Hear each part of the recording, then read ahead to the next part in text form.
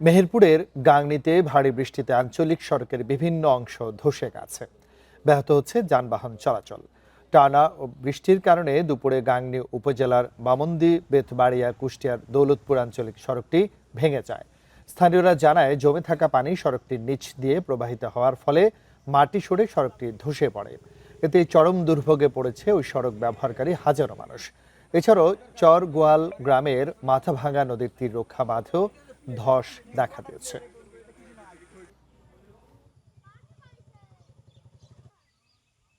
ভরাট ছিল, মানে নদী ভরাট ছিল, তারা ইঞ্জিনিয়ার বাইন্দি ছিল, একটা সব শুধু ভাঙ্গি নিয়ে একটা ঘাটে নাই পেরেছে। বৃষ্টি হওয়ার কারণে রাস্তাটা ভাইকি গেছে, একবার ধসে গেছে। ধসে যাওয়ার কারণে আমরা চলাচল করতে পারছি না। দুই পাশে কোনো গাড়ি ঘোড়া একেবারে বন্ধ।